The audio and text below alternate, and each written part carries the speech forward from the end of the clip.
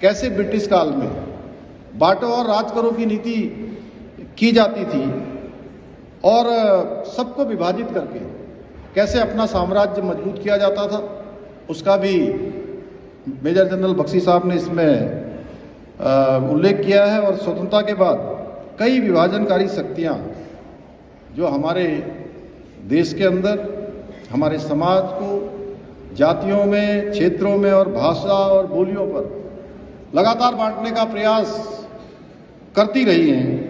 लेकिन हम सभी जानते हैं 2014 के बाद देश के अंदर हमारे प्रधानमंत्री आदरणीय मोदी जी के नेतृत्व में जो मजबूर नहीं मजबूत सरकार बनी, उस सरकार ने अनेक उल्लेखनीय ऐतिहासिक फैसले लिए। और हम सबको याद करना चाहिए कि एक समय था 2014 से पहले का, उस समय में पूरी दुनिया के सामने वैश्विक रूप से हमारी पहचान बहुत कम हो गई थी। वैश्विक मंचों पर हम अपने हितों की बात भी नहीं कर पाते थे। भारत की पहचान बन गई थी कि भारत एक दब्बू भारत, भारत एक पिछलग्गू भारत, ऐसे भारत के रूप में हमारी पहचान बन गई थी।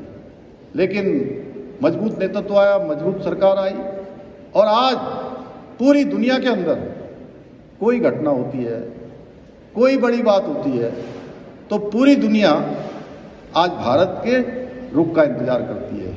यह हमारा नया भारत बनाने का काम आज हमारे प्रधानमंत्री जी के नेतृत्व में हो रहा है, जहां एक और भारतीय संस्कृति को खत्म करने का षड्यंत्र रचने वाली देशी विदेशी जो विभाजनकारी शक्तियां हैं उनको मुंहतोड़ जवाब दे रही है ये सरकार। वही धार्मिक और सांस्कृतिक विरासत को संरक्षित और संवर्धित करने का भी निरंतरता से काम हो रहा है।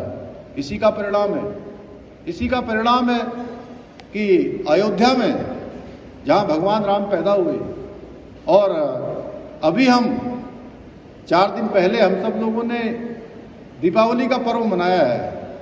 इस बार की दीपावली हम सब लोगों के लिए विशेष है, विशेष हमारा उत्सव हुआ है, क्योंकि 500 वर्षों के बाद भगवान राम ने इस बार की दीपावली अपने महल में मनाई है। इस बार का दीपोत्सव उनके अपने घर में हुआ है, क्योंकि भाइयों बहनों 5 साल के बाद भगवान रामलला का दिव्य और भव्य मंदिर बना है। देश के अंदर अनेक फैसले लिए गए। उन फैसलों में अगर हम बात करें 3 तलाक जैसी कुरीतियां, उसका अंत हुआ है।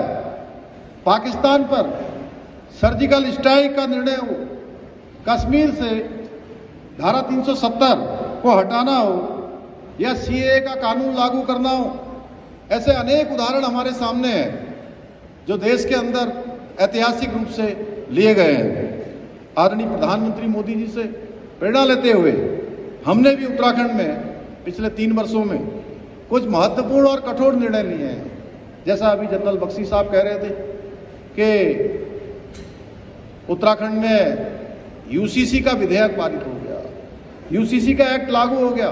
उत्तराखंड देश की आजादी के बाद हिंदुस्तान का पहला राज्य बन गया है जहां पर यूसीसी का विधेयक बन भी गया है और बहुत जल्दी लागू भी होने वाला है।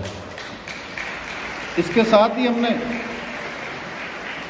लैंड जिहाद के खिलाफ कार्रवाई करनी हो, लव जिहाद के खिलाफ कार्रवाई करनी हो, या आपने देखा होगा पिछले दिनों किस प्रकार के वीडियो वायरल हो रहे थे।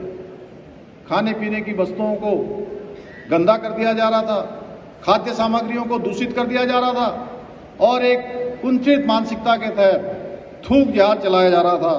उस थूक जिहाद को रोकना हो, धर्मांतरण और दंगों को रोकने के लिए या कठोर कानून बनाना हो, ये सब हमने किया है। मुझे आप सबको आज इस